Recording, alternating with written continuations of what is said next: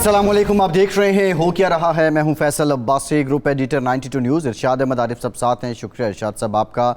पाकिस्तान के रुपए में आज भी बेहतरी आई है, रुपया तगड़ा हुआ है और डॉलर की कदर में तनज़्ज़ुली जारी है। साथ ही साथ आज स्टेट बैंक की जानिब से अगले 1.5 माह के लिए मॉनेटरी पॉलिसी का ऐलान किया गया, जिसमें शरह सूद को बरकरार रखा गया है। जो आदाद व शुमार सामने आए हैं, मई के महीने में जो महंगाई बढ़ने का तनासुब था वो 38% था, जबकि अगस्त में ये 24% है। आज अगर देखा जाए कि शरह सूद को बरकरार रखना ना ये घटी है ना ये बढ़ी है, तो क्या इस बात की अक्कासी करता है कि मुल्क में महंगाई अगर कम नहीं हो रही तो बढ़ भी नहीं रही है, और आने वाले दिनों में ये तवक्को की जा रही है कि ये महंगाई कम हो जाएगी। इस मॉनेटरी पॉलिसी के पाकिस्तान के कारोबारी और तिजारती सर्कल पे क्या असरात होंगे, आज के प्रोग्राम में इस पर भी डिटेल बात करेंगे। आज के प्रोग्राम में हम आपको कहानी सुनाएंगे एक और ऐसे स्टेट ऑन एंटरप्राइज़ की, यानी रियासती इदारे की, जो खसारे में चल रहा है और जिसका नाम है Pakistan steel mills. Pakistan steel mills के ऑपरेशन 2015 से बंद हैं। माहाना 60 करोड़ रुपए इसको तनख्वाहें सरकारी ख़जाने से दी जा रही हैं, जो साल में तकरीबन 720 अरब रुपए के करीब 7 अरब 20 करोड़ रुपए के करीब बनता है। इसके साथ ही साथ अगर देखा जाए तो ये लाइबिलिटी है, तनख्वाहों की सूरत में भी, पेंशन की सूरत में भी। पाकिस्तान स्टील मिल्स की निजकारी सुप्रीम कोर्ट के एक फ़ैसले की नज़र हुई थी। उस वक्त के चीफ जस्टिस इफ्तिखार चौधरी ने जो निजकारी रोक दी थी, उसके बाद से लेके अब तक ये इदारा सफ़ेद हाथी बन चुका है और मुस्तकिल बोझ है पाकिस्तान के सालाना बजट पे, पाकिस्तान की मईशत पे। क्या ये इदारा जूं का तू रहेगा या इसमें बेहतरी आएगी, या इसकी निजकारी ज़रूरी है, और अगर इसकी निजकारी ज़रूरी है तो इसमें सुप्रीम कोर्ट का फ़ैसला कहीं आड़े आएगा या नहीं, इस पर भी आज के प्रोग्राम में मुफस्सल बात करेंगे। दूसरी जानिब सदर मोहतरम के ख़त के बाद इलेक्शन कमीशन का मुशावरती अमल शुरू हो गया है, और अब ये देखना पड़ेगा कि जो ख़त में लिखा गया है इलेक्शन कमीशन अदलिया से रुजू करेगा या इलेक्शन कमीशन ख़ुद ही ये फ़ैसला करेगा। ये तमाम तर पहलू हैं आज के प्रोग्राम में, इन पर हम मुफस्सल गुफ्तगू करेंगे। पाकिस्तान बार काउंसिल की नुमाइंदगी करते हुए हसन रज़ा पाशा भी हमारे साथ प्रोग्राम में मौजूद हैं। पाशा साहब बहुत शुक्रिया आपका, आपसे गुफ्तगू करेंगे। इरशाद साहब, जो अहम डेवलपमेंट है वो शरह सूद को बरकरार रखा गया है, क्या ये इसको इंडिकेटर समझा जाए कि मुल्क में महंगाई में मज़ीद इजाफ़ा नहीं हो रहा है? अगर ऐसा होता तो IMF ज़रूर कहता कि इसमें इजाफ़ा किया जाए शरह सूद में। हाँ, इसमें दो चीज़ें बड़ी वाज़ेह हैं। एक तो अगर IMF की तरफ से मुतालबा नहीं हुआ तो इसका मतलब ये है कि IMF को भी इत्मीनान है कि हमारे यहाँ जो अफरात ज़र की शरह है वो बढ़ नहीं रही। अफरात ज़र की शरह बढ़ने की वजह से 7% हमारे शरह सूद 7% चल रही थी, वो 13% हुई, फिर 15 हुई, फिर 20 हुई, फिर 21, 22, और एक दौर में तो वो 25% का भी मुतालबा कर रहे थे, लेकिन हमने नहीं माना था। और इसका मतलब ये है कि कहीं ना कहीं रुकावट पड़ी है अफरात ज़र में, और 38% से कम हो गया, 27.4 कि अब बता रहे हैं ना, आदाद शुमार आ गए हैं, तो इसका मतलब है ये कदरे इत्मीनान बख्श अगस्त में 24 अगस्त में जो महंगाई माहाना तौर पे बढ़ने का तनासुब था वो मई में 38% था, और अगस्त में 24.75 27.4 जी इस वक्त जो है। तो ये बहरहाल एक अच्छी बात है। अच्छा, उसमें कई चीज़ें हैं। ज़ाहिर बात है कि ये जो क्रैकडाउन हुआ है ये भी एक अहम फैक्टर है। कोशिश की गई है IMF के पैकेज मिलने के बाद, स्टैंड बाई प्रोग्राम मिलने के बाद, कि कुछ ना कुछ चीज़ें बेहतर की जाएं, लेकिन ये सारी चीज़ें उस वक्त बेहतर हो सकती हैं। और ख़ास तौर पर ये शरह सूद जो है, देखें शरह सूद हिट कर रही है हमारी तिजारत को, हमारी सनद को, हमारी सरमायाकारी को, हमारे कारोबार को, और उसकी वजह से माशी सरगर्मियाँ जमूद का शिकार हो रही हैं। तो जो कम होगा तभी अब बैंक भी माशाल्लाह जो है वो बजाय कर्ज़े लोगों को दें कारोबार के लिए, वो समझते हैं कि ये बेहतरीन काम है कि हुकूमत को दें, और इतनी और ये कल भी प्रोग्राम में इरशाद साहब डिस्कस हुआ था कि शरह सूद बुलंद होने की वजह से और बैंकों की पॉलिसी होने की वजह से, बैंक जब सरकारी थे तो उस वक्त आम लोगों को कर्जा मिल जाता था। अब यस हुकूमत को मिलता है, नहीं अब या भी उस वक्त मिलता है जब उनके पास पैसा ज़्यादा होता है और शरह सूद कम होती है। जी, जो शरह सूद अब जब बढ़ा देंगे तो आम आदमी तो समझेगा कि भाई इसमें तो मैं कारोबार कर ही नहीं सकता। जी, और हकीकत भी है, ये हकीकत राय भी उसूल है। भी यही है। तो बहरहाल ये एक अच्छी खबर है, कम से कम 1.5 माह के लिए, और अल्लाह करेगा कि 1.5 माह के बाद जब हम जी। दोबारा रिव्यू करेंगे, स्टेट बैंक रिव्यू करेगा, जी, तो ये 22 को 20 पे और 20 को 15 पे लाना फिर आसान हो जाएगा। सही है। लेकिन हसन रज़ा पाशा साहब हमारे साथ हैं। मेरा ख्याल है हम जो मौजू आजकल के मौजूआत हैं उस तरफ जाएँ, चूँकि बार काउंसिल की नुमाइंदगी भी करते हैं और माहिर कानून भी हैं। माहिर कानून भी हैं। हसन साहब, सवाल हमारा ये है कि सदर मुल्कत ने एक ख़त लिखा कल इलेक्शन कमीशन को। एक तो उन्हें ये ख़त लिखना चाहिए था, दूसरा ये है कि उन्होंने एक तजवीज़ दी और फिर एडवाइस किया इलेक्शन कमीशन को कि जी आप अदलिया से रुजू करें इस मामले में, इलेक्शन के मामले में। क्या सदर मुल्कत को ये एडवाइस करना ज़ेब देता है जब वो अख्तियार मान रहे हैं कि इलेक्शन कमीशन ने भी मुझे यही कहा है, चारों सूबाई हुकूमतें भी ये कह रही हैं, वजारत कानून ने भी उन्हें यही एडवाइस किया है कि जी ये तारीख़ देना, इलेक्शन के मामलात को निपटाना ज़िम्मेदारी है इलेक्शन कमीशन की। तो क्या उनका एडवाइस करना मुनासिब है कानूनी तौर पर, आइनी तौर पर?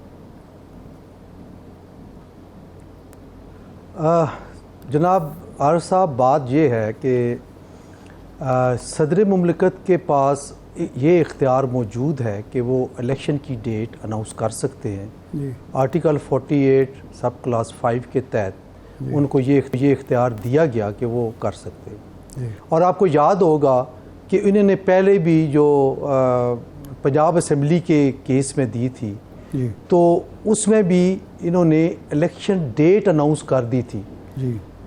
अगर इन दोनों को, इस ख़त को और उस जो डेट अनाउंसमेंट का आर्डर था, नहीं, अगर दोनों को सामने रखें तो ज़मीन आसमान का फ़र्क है। कता कलाम माफ़, वो तो मेरा ख्याल है सुप्रीम कोर्ट के हुक्म पर उन्होंने ऐसा किया था। सुप्रीम कोर्ट ने कहा था कि चूँकि गवर्नर ने डेट नहीं दी तो आप ये डेट दे सकते हैं। उन्होंने केपी की डेट नहीं दी थी। जी, मैं वही अर्ज़ कर रहा हूँ कि उन्होंने वो डेट दी, इसी ही कानून के तहत दी जिस कानून के तहत अब वो दे रहे हैं। और उस वक्त उन्होंने कहा कि I hereby order to conduct election of Punjab assembly on such and such date. यहाँ पे उन्होंने कहा है कि इस 6 नवंबर को, मैं समझता हूँ कि 6 नवंबर को ये इलेक्शन होना चाहिए। इट मीन्स कि दोनों में अगर कंपैरिजन करें तो ज़मीन आसमान का फ़र्क है।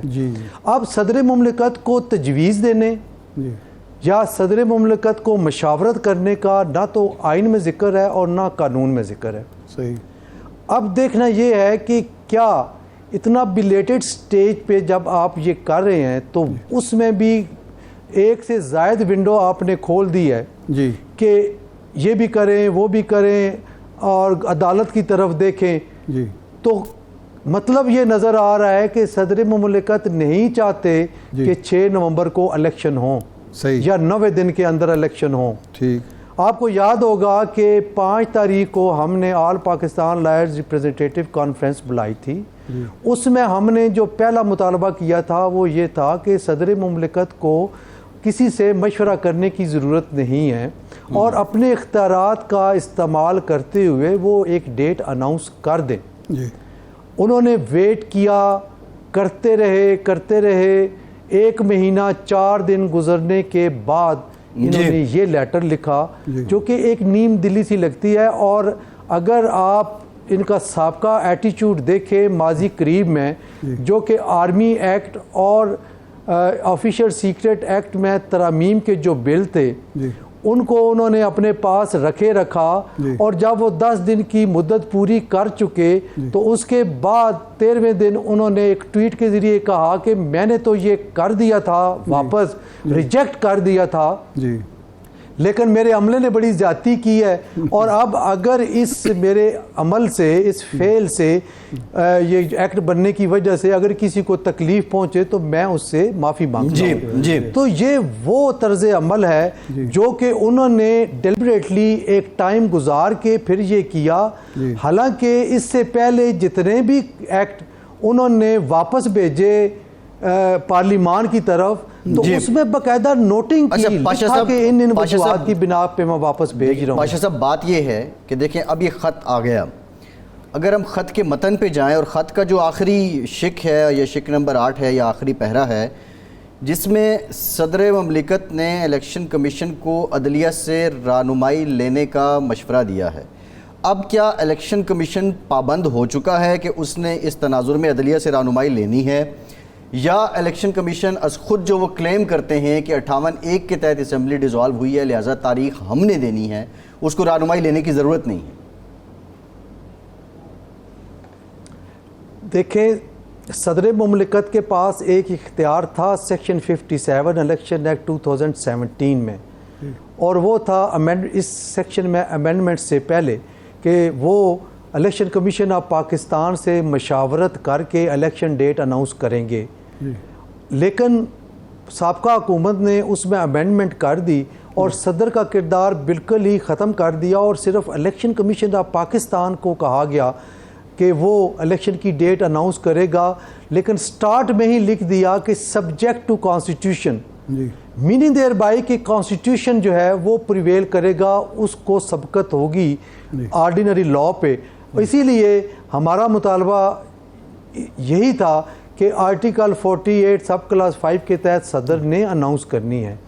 तो सदर को ना तो ये मशावरत करने की ज़रूरत थी, और सदर साहब को ना ही ये एडवाइस कर सकते हैं, और ना ही इलेक्शन कमीशन उनकी ये एडवाइस मानने का पाबंद है। क्योंकि किसी कानून में या आइन में ये नहीं लिखा कि इलेक्शन कमीशन इलेक्शन के मामले में सदर से कोई रहनुमाई हासिल करेगा या सदर की तजवीज़ से इत्तफाक करेगा। सदर के पास सोल इख्तियार है कि वो सदर इलेक्शन की डेट अनाउंस करे, मशावरत की बात नहीं है। इसका मतलब है कि सदर साहब ने तो जिस तरह आप फरमा रहे हैं कि अपना जो इख्तियार था भी तो वो इस्तेमाल नहीं किया, और वो एक होम्योपैथिक किस्म का मशवरा दे के अपनी जान छुड़ा ली।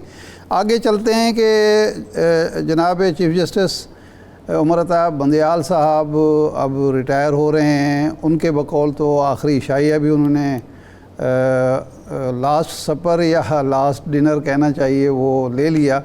तो अब आप बार काउंसिल और आप ख़ुद उनके दौर को कैसा देखते हैं?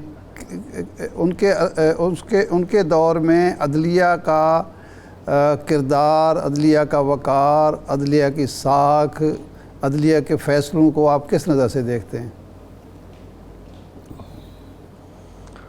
देखिए, जो जनाब उमर अता बंदियाल साहब का बतौर जज तर्ज़ अमल था, और जो बतौर चीफ जस्टिस, उसमें आल टुगेदर एक डिफरेंस अपनी जगह पे मौजूद है जिसको महसूस किया गया है। क्योंकि जब इंतज़ामी अमूर आपके हाथ में होते हैं तो आपने बहुत सारे मामलात को देखना होता है, परखना होता है, जांच के आपने कोई कदम उठाना होता है। यहाँ पे हम ये समझते हैं कि एक मखसूस बेंच को ज़्यादा अहम नौइयत के केसेस मार्क करने की वजह से आहिस्ता आहिस्ता ये सूरत हाल आ गई कि एक जजेस के दरमियान ऐसी डिवीजन हो गई जो कि हमें नहीं नज़र आ रहा कि अगले कुछ सालों में ये कम होती नज़र आए। अच्छा। दूसरी सूरत ये है कि फिर एक मखसूस पार्टी के जिस तरह केसेस लगते रहे और उनको एक मखसूस तरह से रिलीफ दिया जाता रहा, तो फिर इम्पार्शियलिटी पे भी एक उंगलियां उठी और कहा गया कि ये मखसूस जजेस जो हैं वो मखसूस फ़ैसले कर रहे हैं। फिर जो सबसे अहम बात है कि हमने ये एतराज़ किया था, बारहा ये कहा था कि जनाब चीफ जस्टिस साहब फुल कोर्ट बेंच अगर नहीं बनाते तो फुल कोर्ट मीटिंग बुला लें ताकि तमाम जजेस मिल बैठ के आपस में कतारसिस कर लें, और ये आवाज़ें बाहर नहीं आनी चाहिए जो अब कोई जज अपनी आवाज़ उन तक पहुंचाने के लिए ख़त व किताबत का सहारा लेता है, और वो ख़त शाया हो जाता है मीडिया में और इलेक्ट्रॉनिक मीडिया पे आ जाता है, तो उससे इदारे की कमज़ोरी अयां होती है। लेकिन 3-3.5 साल से वो नहीं हुई, ना इन्होंने की ना इनसे पहले चीफ जस्टिस साहब ने की। मैं समझता हूँ कि ये बहुत बड़ा एक ऐसा खला रह गया जिसको पुर करने के लिए जो अब नामजद चीफ जस्टिस साहब हैं, ये जब टेक ओवर करेंगे तो उनको यहीं से स्टार्ट करना पड़ेगा। और हमारी इतला के मुताबिक उन्होंने तमाम मुअज़्ज़ज़ जज साहबान को इशाइये पे बुला लिया है, 17 तारीख हुई, यानी जिस दिन ओत लेंगे उसी दिन ही। तो ये अच्छी खुश आइंद बात है और ये होनी चाहिए, ये तफरीक ख़त्म होनी चाहिए। जो डिफरेंसेस हैं वो डिफरेंसेस बेशक रहें, लेकिन जब इकट्ठे बैठेंगे तो ये कथारसिस मुमकिन हो सकेगा और शायद इदारे के लिए और मुल्क के लिए बेहतरी की सूरत हाल निकले। डिफरेंस ऑफ ओपिनियन तो ज़ाहिर है जजेस के दरमियान होगा, तभी आज़ादाना और मुनसिफाना फ़ैसले होंगे, ये तो बुनियादी चीज़ है। लेकिन वो ज़ाती नोयत के नहीं होने चाहिए, पसंद नापसंद नहीं होनी चाहिए। अब नए चीफ जस्टिस साहब से आप क्या तवक्कुआत रखते हैं, बार काउंसिल और आप ख़ुद, कि उन्हें एक तो आपने निशानदेही की कि ये डिफरेंसेस जो हैं ख़त्म होने चाहिए जजेस के दरमियान हैं, इसके अलावा उन्हें क्या करना पड़ेगा जिसकी वजह से अदलिया का वक़ार बहाल हो और अदलिया एक आज़ाद अदलिया से दुनिया रूशनास हो सके? जी, सबसे पहले तो मैं समझता हूँ कि उन्हें जो supreme court practice and procedure act बना है, जिसको सुप्रीम कोर्ट ऑफ पाकिस्तान ने मुअत्तल कर रखा है, उसकी इम्प्लीमेंटेशन करनी चाहिए और वो ज़रूर करेंगे। मैं इसलिए इतना कंफर्म होके कह रहा हूँ कि जब से वो एक्ट बनना नोटिफाई हुआ उसके बाद जनाब नामज़द चीफ जस्टिस साहब किसी बेंच का हिस्सा नहीं बने और उनके मुताबिक वो 3 रुकनी कमेटी ने बेंचेस की तश्कील करनी थी। चूँकि 3 रुकनी कमेटी तश्कील नहीं दी गई और बेंचेस चीफ जस्टिस साहब साबका रवायात के मुताबिक और पुराने रूल्स के मुताबिक बना रहे हैं, तो वो गैर कानूनी बेंचेस हैं, इसलिए मैं हिस्सा नहीं बन रहा। तो मेरा ख्याल ये है कि जब ये अब शुरू होगा नेक्स्ट वीक जो कि उनकी सरबराही में, तो वो 3 रुकनी कमेटी बनाएंगे और उसकी मशावरत के साथ बेंच तश्कील देंगे, तो ये खुश आइंद बात जी जी। दूसरी जो हम समझते हैं कि उनको सबसे अहम बात जो काम करना पड़ेगा वो केस मैनेजमेंट करना पड़ेगा, केस फिक्सेशन को देखना पड़ेगा। ये बहुत बड़ी प्रॉब्लम है। आप यकीन करें कि जो सुप्रीम कोर्ट में प्रैक्टिस करते हैं, आप किसी वकील से पूछ लें कि केस की फिक्सेशन इस वक्त सबसे बड़ा मसला है। अच्छा, 4 4.5 साल हो गए हैं केस फिक्स नहीं हो रहे। अच्छा। और इंतहाई अर्जेंट नोयत के मैटर्स वो जब लगते हैं तो वो इन्फ्रेक्चुअस होके विड्रॉ कर जाते हैं। अच्छा, 22,500 केसेस पिछले साल डिसाइड हुए हैं। अगर आप उसको डेप्थ में जाएं, वो रेशो देखें कि उन 22,500 केसेस में कितने केसेस इनफ्रेक्चुअस करार दे के विड्रॉ हुए जो कि डिस्पोजल की लिस्ट में आए हुए हैं, तो वो 10 to 20% बनते हैं, जो कि एक बहुत बड़ा फिगर है। इसको हम ये नहीं कह सकते कि ये ऑनरेबल सुप्रीम कोर्ट पाकिस्तान ने इतनी ज़्यादा डिस्पोजल कर दी है, बल्कि हम ये कहेंगे कि ये इंसाफ का कत्ल हुआ है और इंतहाई अर्जेंट नोयत के केसेस एक्सक्यूज़ मी सिर्फ इस वजह से वो इन्फ्रेक्चुअस करार दिए गए कि वो उनकी फिक्सेशन टाइमली नहीं हो सकी, स्टे नहीं हो सके और पब्लिक एट लार्ज को सफ़र करना पड़ा। तो ये केस मैनेजमेंट का हमने भी मुतालबा किया है उनसे और रखेंगे जब हमारी मुलाकात होगी। और इंशाल्लाह हमें जो है वो अगले 1-2 दिनों में वो इलेक्टेड रिप्रेजेंटेटिव से भी मुलाकात करने जा रहे हैं। मोस्ट प्रोबेबली 20 तारीख को शायद वो मिले, तो हम ये सारे मामलात उनके सामने रखेंगे और हमें उम्मीद है कि वो हमारी जो तजावीज़ हैं उन पे अमल करेंगे, चूँकि हमारी तजावीज़ इस इदारे की बेहतरी के लिए, अवाम-उन-नास की बेहतरी के लिए और इस मुल्क की बेहतरी के लिए होनी है। अच्छा, ये आखिरी सवाल है ज़रा मुख्तसर अंदाज में, इस वक्त जो हमारी इकॉनमी की हालत है और जो मसाइल हैं वो तो एक लंबी लिस्ट है, लेकिन जो हमारे स्टेट ओन्ड इदारे हैं उन पर जो ख़र्चा स्टेट का हो रहा है वो भी एक मसला है। स्टील मिल का एक केस इफ्तिखार चौधरी साहब ने वो नजकारी रोक दी थी, 2015 से वो बंद पड़ी है, तनख्वाहें जा रही हैं, बाकी अखराजात हो रहे हैं। तो अगर आज की हुकूमत, मौजूदा हुकूमत उसको नजकारी करना चाहती है तो वो फ़ैसला जो इफ्तिखार चौधरी साहब ने दिया था वो रुकावट बनेगा या वो बआसानी नजकारी हो सकती है? देखें, अगर तो वो केस पेंडिंग है और फिक्स नहीं हुआ तो नहीं, वो तो यकीनन फैसला वो रुकावट बनेगा, क्योंकि उसमें स्टेटस को हो गया है। फैसला तो आ चुका है, फैसला आ चुका है उसका, तो फैसला तो दे दिया था, उन्होंने रोक दी थी। जो वो तो उन्होंने रोक दी थी, लेकिन शायद वो इंटरम होगा या वो फाइनल डिटर्मिनेशन अगर हो चुकी है तो मुझे उसका नहीं अंदाज़ा। अलबत्ता वो आड़े आएगा, उसके लिए भी उसका भी हल मौजूद है कि जो हुकूमत है वो सुप्रीम कोर्ट में दोबारा रिज्यू कर सकती है कि ये गवर्नमेंट टैक्स चेकर को इतना नुकसान हो रहा है, इतने वर्कर्स वहाँ पे बैठे हैं जो काम नहीं कर रहे और उनको हम तनख्वाहें दे रहे हैं, उनको हम निकाल भी नहीं सकते। जब भी नोटिस देते हैं वो ज़ाहिर है उनका भी हक है उन मजदूरों का जो कि उस इदारे से मुंसलिक है और सारी ज़िंदगी उन्होंने उस इदारे को दी है और उनको बयक जुम्बिश कलम नहीं निकाला जा सकता, राइट्स उनके मौजूद है। तो हम सुप्रीम कोर्ट को ये रिज्यू करने के बाद कोई ऐसा फैसला ले सकते हैं कि निजकारी का अमल शुरू हो सके। तो मेरा ख्याल है कि ये कोई इसमें कोई मज़ायका नहीं है। गवर्नमेंट जो है वो उसके पास एम्पावर्ड है, उसके पास इख्तियार है, उसके पास तमाम लॉजिक्स मौजूद हैं कि वो सुप्रीम कोर्ट को कन्विंस कर सके कि ये इन हालात में हमें इसकी निजकारी करनी है, और मेरा ख्याल है कि हो जानी चाहिए। ठीक जी, ठीक, बहुत शुक्रिया हसन रज़ा पाशा साहब, आपके वक्त का एक बार दोबारा हाजिर होते हैं।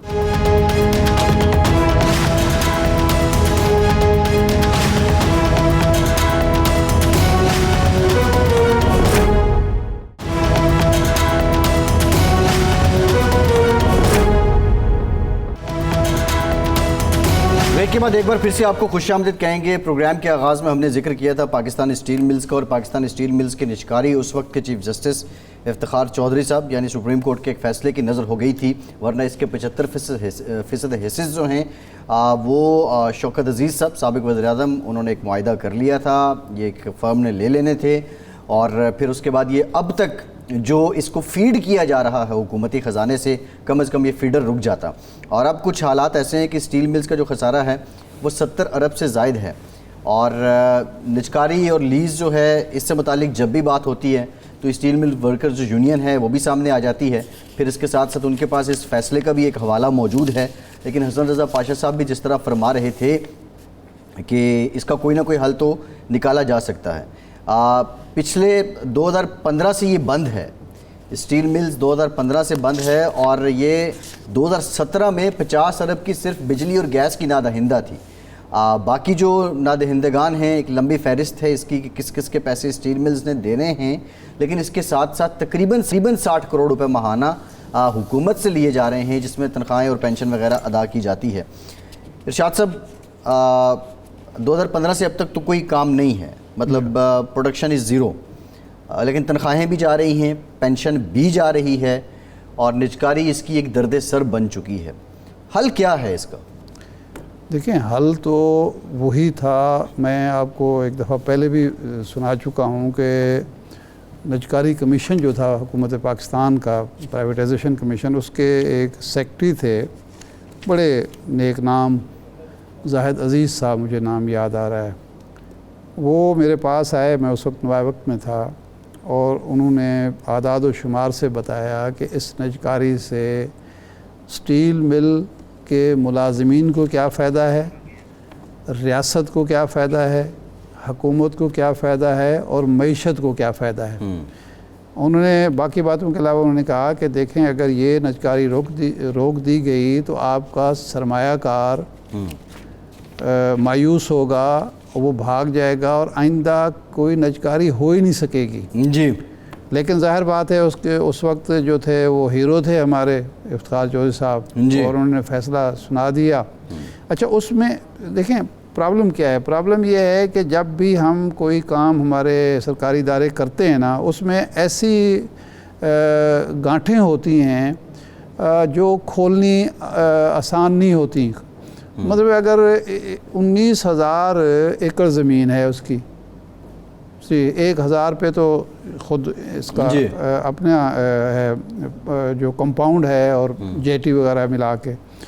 अच्छा, उसमें वो सारी ज़मीनें भी थी और सारी चीज़ें, अगर शफाफियत उसमें हो किसी मुआहदे में और सारे पहलू देख लिए जाएं, जो मुलाजमीन हैं उनको भी एतमाद में ले लिया जाए, दूसरे लोग भी उसमें हैं, वो जो नजकारी का अमल है वो भी शफाफ हो, तो किसी अदालत को ज़ाहिर बात है फ़ैसला करना खिलाफ को मुश्किल आसान नहीं होता, लेकिन वो हो गया और उसके नतीजे हम भुगत रहे हैं। बिल्कुल ठीक है। अब इस वक्त आप तो 70 अरब की बात कर रहे हैं, इस वक्त जो है 614 अरब रुपए उसके कर्जे और अखराजात हैं, नुकसानात हैं। 614 अरब जो बोझ पड़ रहा है रियासत पे। ये जो तनख्वाहों वाला वो आपने अलग बता दिया है और मामलात हैं। तो हल एक ही है कि अब जितने स्टेट ओन्ड इदारे हैं उनको आप बेचें और शफाफियत के साथ नजकारी करें, बैनुल-अक़वामी कंपनियों को लाएं, लेकिन इसका हशर इस नजकारी का वो ना हो जो इत्तिसालात वाला हुआ। जी बिल्कुल, ये इरशाद से बड़ा पहलू बात नहीं है, होना चाहिए। इस पे हम आएंगे, बात करेंगे। राना एहसान अफजल साहब ने हमें ज्वाइन किया है, मुस्लिम लीग नून के रहनुमा हैं। राना साहब बहुत शुक्रिया आपका। राना साहब, आप मुआशी उम्र नज़र रखते हैं। पहला सवाल तो ये है कि डॉलर हम देख रहे हैं कॉन्टीन्यूस उसकी वैल्यू में डिक्लाइन है, रुपए की कदर बढ़ रही है।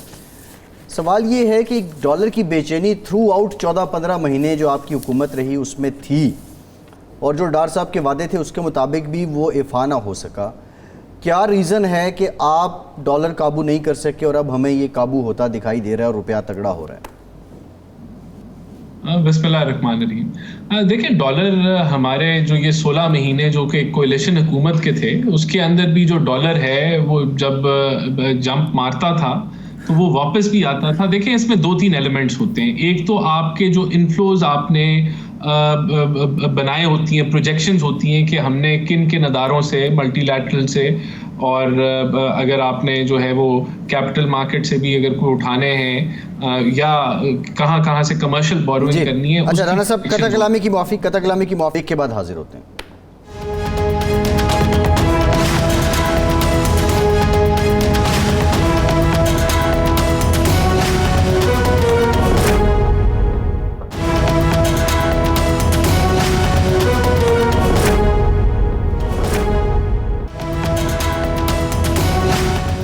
ब्रेक के बाद एक बार फिर से आपको खुशामदीद कहेंगे। राना एहसान अफजल साहब, ज़ख़ीरा अंदोज़ी अगर डॉलर की मसला था तो आपके दौरे हुकूमत में इन ज़ख़ीरा अंदोज़ों के ख़िलाफ़ क्रैकडाउन क्यों नहीं किया गया?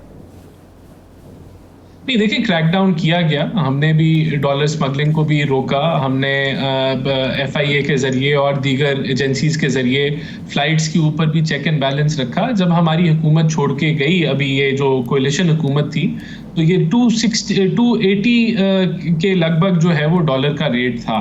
उसके बाद एकदम से जब केयर टेकर निज़ाम आया, मेरे ख़्याल से उनको सेटल होने में जो है होते होते मामला जो है वो हाथ से बाहर निकल गए और एक गैप आ गया ओपन मार्केट और इंटर बैंक में, जिसको उन्होंने अच्छे तरीके से मैनेज किया। देखिए, एक फैक्टर नेगेटिव सेंटिमेंट का भी बना के लोगों की ये सोच थी कि डॉलर अब कंट्रोल में नहीं आएगा, तो लोग और डॉलर जो है वो ख़रीदना शुरू कर देते थे। जो एक्सपोर्टर थे वो अपनी एक्सपोर्ट को रोक देते थे। तो ये जो कार्रवाई हुई है, जो स्मगलिंग थी, ख़ास तौर पे जब से ये तोरखम बॉर्डर बंद हुआ है और फिर आपने एक्सचेंज कंपनीज़ को भी जो है वहाँ KPK के अंदर बंद किया है, वहाँ बिल्कुल कारोबार नहीं हो रहा। तो उससे बड़ा फ़र्क पड़ा है कि जो आपकी ओपन मार्केट है उसके अंदर अगर 1-2 मिलियन डॉलर से भी कमी आ जाए, जो डॉलर के ऊपर एक प्रेशर था, तो उससे एक सरप्लस जनरेट हो गया कि ओपन मार्केट में डॉलर इजाफी आ गया और वो टर्न अराउंड चीज़ें हो गई और उसके साथ एकदम से सेंटिमेंट भी बेहतर हो गया कि डॉलर की जो प्राइस है वो कंट्रोल में आ रही है। इस तरह हमारे टाइम पे भी ये डॉलर जब ऊपर गया तो हमने उसको कंट्रोल किया। लेकिन असल जो फंडामेंटल्स हैं, देखें, फंडामेंटल है कि आप क्या इनफ्लोज एक्सपेक्ट कर रहे हैं। इनफ्लोज आपकी करंट अकाउंट डेफिसिट के मैं बाद की बात कर रहा हूँ कि आप एक एस्टिमेट हुकूमत करती है कि जो करंट अकाउंट डेफिसिट है हमारा इतना होगा, हमने इसको इस तरीके से फाइनेंस करना है, फिर हमारी डेट की पेमेंट से हमने उसको इन जरियों के तहत फाइनेंस करना है। ये फंडामेंटल है। अगर उस फाइनेंसिंग में गैप आ जाए तो वो भी आपको करेंसी की डिवैल्यूएशन में वो रिजल्ट करता है। और IMF की जो ताख़ीर हुई मुआहदे की, जिनकी वजूहात सब जानते हैं कि एक जियोपॉलिटिकल भी उसकी वजूहात दार साहब जो है वो कोट करते हैं, तो उसकी वजह से भी जो है वो डॉलर की रुझान में, और आगे भी अगर हुकूमत वक्त जो है वो इनफ्लोज को नहीं बरकरार रखेगी कि जो आपकी डेट पेमेंट्स हैं, जो आपकी डेट लायबिलिटीज़ हैं, जो आपकी करंट अकाउंट को आपने कवर करना है, तो फिर आपके जो है रिजर्व्स को मेंटेन करना है, तो ये फंडामेंटल्स आपको देखने होते हैं। फिर उसके ऊपर अगर आप स्पेकुलेशन हो जाना शुरू हो जाए और ब्लैक इकोनॉमी हावी होना शुरू हो जाए, तो वो एलिमेंट अब थोड़ा कंट्रोल हुआ है, जिससे मैं समझती हूँ कि मुस्तहकम हुई है एक्सचेंज। अच्छा राना साहब, मियां नवाज शरीफ साहब 90s में नजकारी के सबसे बड़े हामी थे। उनके दौर में नजकारी हुई भी, बैंक्स हुए, कुछ इंडस्ट्री हुई, सीमेंट कॉरपोरेशन, कई चीज़ें हैं, लेकिन बाद में वो जज्बा या वो पॉलिसी बरकरार नहीं रह सके, और इस 16 माह के अरसे में तो हुकूमत ने कोई इस हवाले से काम ही नहीं किया। हालांकि PIA की हालत आपके सामने थी। स्टील मिल जो है 2015 से नवाज शरीफ साहब के दौर से बंद पड़ी है और तनख्वाहें मिल रही हैं। तो इसकी क्या वजह थी, क्या रुकावटें थी जिसकी वजह से नजकारी का अमल, जिसके आप सबसे ज़्यादा बड़े हामी थे, पीपल्स पार्टी तो उसके हक़ में नहीं थी, क्या हुआ, क्या रुकावट थी जिसकी वजह से नजकारी का अमल शुरू ही नहीं कर सके आप? दावे बहुत किए गए।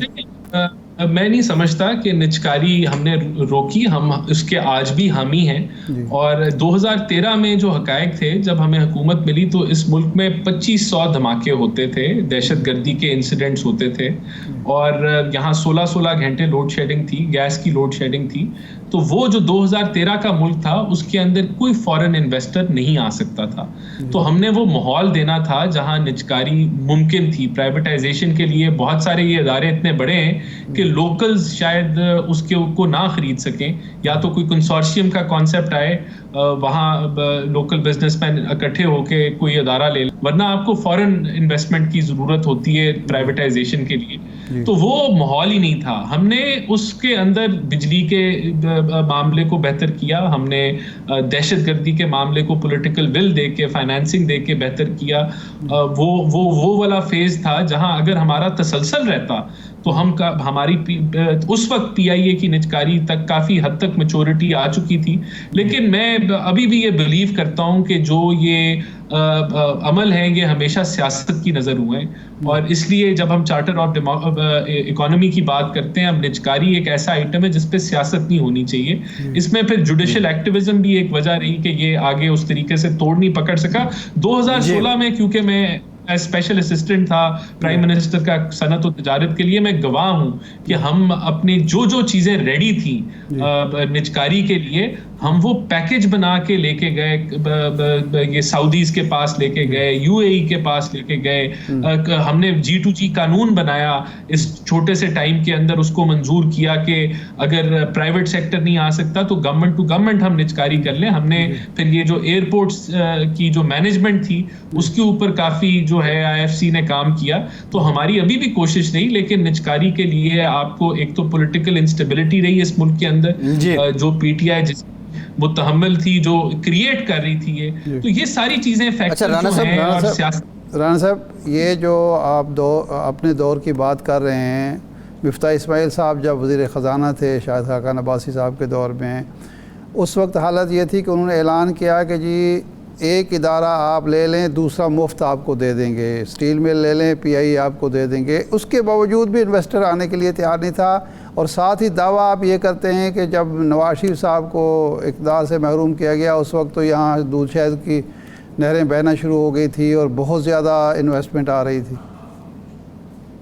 नहीं, मैं वो तो देखें, इन्वेस्टमेंट तो आप FDI निकाल लें तो आपको पता चल जाएगी कि कितनी FDI इस मुल्क में आ रही थी। लेकिन उस वक्त CPEC आपने लॉन्च किया था, वो एक और आपको याद होगा कि 2017-18 में यूरोपियन इन्वेस्टमेंट भी जो एकदम से CPEC अनाउंस हुआ, मुख्तलिफ ममालिक से इंटरेस्ट आ रहा था। एक ब्रेक लेते हैं, एक ब्रेक के बाद वापस आएंगे, गुफ्तगू का सिलसिला यहीं से जोड़ेंगे, हमारे साथ रहिए।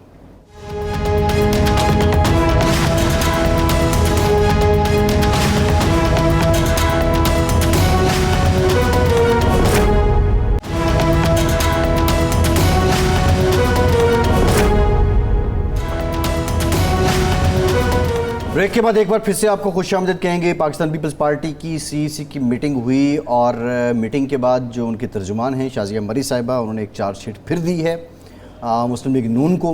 बज़ाहिर जो माहौल है वो गर्मा गर्मी का बनाया जा रहा है। बहरहाल बात मुआशी कारकर्दगी की ही है और इससे पहले बिलावल साहब ने भी कहा था कि अपनी अपनी जो वजारतें हैं उनसे मुतालिक हम कारकर्दगी पेश कर सकते हैं। राना एहसान अफजल साहब, हम स्टील मिल्स की बात कर रहे थे इससे पहले भी। मौजूदा हुकूमत क्या स्टील मिल्स की निजकारी कर पाएगी और पाकिस्तान के हालात ऐसे हैं कि इन्वेस्टर इसको हाथ डालेंगे? देखिए, इंटरनेशनल इन्वेस्टर उस मुल्क में जो है अपनी इन्वेस्टमेंट लेके आता है जहां पॉलिटिकल स्टेबिलिटी हो, नंबर एक, पता हो कि जो पॉलिसीज हैं वो लॉन्ग टर्म है। फिर नंबर दो, उसका कंसर्न ये होता है कि अगर वो अपनी इन्वेस्टमेंट से कोई प्रॉफिट कमाएगा तो क्या उस प्रॉफिट को वो आसानी अंदर बाहर लेके जा सकता है, उसकी जो फ्लो है वो बगैर रुकावट के होगी। तो इन चीज़ों की, और फिर जो सिक्योरिटी है वो भी एक अव्वलीन उसकी तरजीह होती है कि जहां वो इन्वेस्टमेंट कर रहा है वहां उसकी ज़िंदगी, उसके वर्कर्स की ज़िंदगी वो सिक्योर है। ये सारे वो फंडामेंटल्स हैं। फिर ईज़ ऑफ डूइंग बिजनेस आता है और सारे मामलात हैं। तो हमें अभी इन सारे इश्यूज़ के ऊपर काम करने की ज़रूरत है, ख़ास करके जो डॉलर की सिचुएशन है।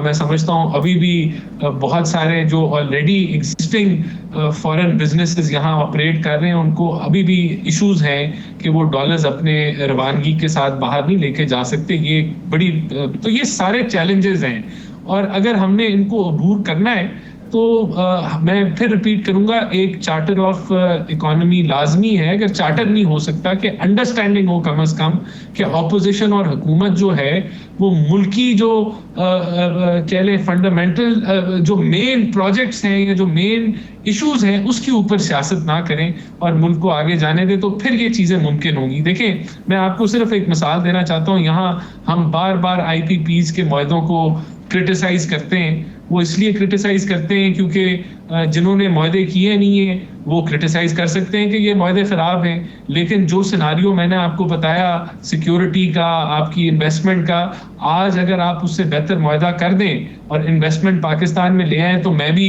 फिर पुराने मुआहदों की तनकीद करूंगा। ये वो हकायक हैं, तल्ख हकायक, जो फॉरेन इन्वेस्टर जिनको देखता है फिर वो कदम रखता है किसी मुल्क के अंदर।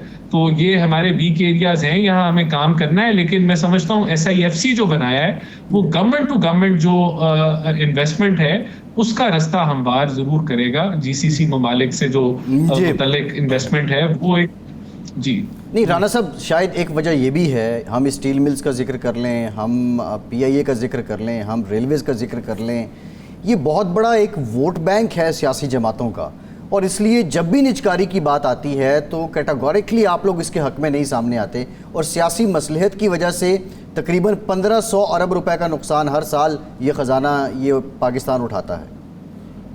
देखिए, मैं आपसे एग्री कर रहा हूं कि ये पॉलिटिकल विल नंबर एक और आपस में पॉलिटिकल अंडरस्टैंडिंग जो ऑपोजिशन जो सियासत होती है, जो हुकूमत में जब हुकूमत में आ जाते हैं लोग तो वो कहते हैं हम निजकारी करेंगे और वही लोग जब ऑपोजिशन में आते हैं तो वो निजकारी को रोकते हैं। ये एक साइकिल है। नहीं, अच्छा, अब एक बात ये बता दें राना साहब, अब PIA के 2 जहाज़ और ग्राउंड हो गए हैं, 17,000 एम्प्लॉयज़ हैं, 18 जहाज़ हैं और अभी बेल आउट नहीं किया हुकूमत ने तो वो खड़े हो गए, हाथ पांव उनके बैठ गए। बाकी FBR का नादहिंदा अलहदा है, ऑयल कंपनीज का वो अलहदा है। ऐसे में क्या होगा? क्या अब ये PIA रुक जाएगा, इसकी निजकारी करना आसान हो जाएगा और मौजूदा हुकूमत क्या कर सकती है निजकारी इसकी? हालात हैं, सवाल मेरा ये है आपसे। देखिए, मैं समझता हूँ इसकी निजकारी होनी चाहिए है और हमें फर्दर बेल आउट नहीं देने चाहिए, क्योंकि जब आप कर्जा लेके बेल आउट देते हैं तो उसकी अदायगी आम आदमी करता है महंगाई की सूरत में। जब वो सूद समेत वो महंगाई वो जो है वो पे बैक आपको करना पड़ता है। ये कुछ हम करते आए हैं तो हम वो उन बड़े हाथियों को जो है वो पालते आए हैं जो नहीं चला सकी हुकूमतें। तो मैं समझता हूँ निजकारी इनकी होनी चाहिए जैसी भी सूरत हाल हो। ये और बेल आउट्स मैं तो नहीं समझता कि इन हालात में हमें करते रहने चाहिए। जो कारोबार है वो प्राइवेट सेक्टर का काम है, हुकूमत को नहीं करना चाहिए। हुकूमत, मैं आपको एक स्टडी बता दूं कि जो चाइनीज स्टेट ओन्ड इंटरप्राइजेस भी हैं एक स्टडी के मुताबिक वो भी 80% एफिशिएंसी पे चलती हैं प्राइवेट सेक्टर के। जी। तो वो दुनिया में बेहतरीन अगर कोई स्टेट ओन्ड एंटरप्राइजेस चला रहा है तो वो चाइना चला रहा है, और उनकी एफिशिएंसी भी प्राइवेट सेक्टर की 80% एफिशिएंसी। जी, और हमारे यहाँ डेफिशिएंसी में चल रही है। राणा साहब ब्रीफ कमेंट कर दें, पीपल्स पार्टी क्या कर रही है? वो सारा इकोनॉमिक जो बर्डन है वो आप पे शिफ्ट कर रही है, आप तो कह रहे हैं इत्तेहादी थे हमारे। देखिए, पीपल्स पार्टी सिर्फ सियासत कर रही है, नैरेटिव बिल्डिंग कर रही है, लेकिन जी। अवाम बाशऊर है, वो जानती है कि सीसीआई का जो सही है, था, ठीक है। राणा साहब, उसमें भी वो प्रोग्राम का बैठने- टाइम खत्म। बहुत शुक्रिया आपका राणा एहसान अफजल साहब, इरशाद साहब, आपका शुक्रिया। आज के प्रोग्राम से इतने ही इजाज़त दीजिए।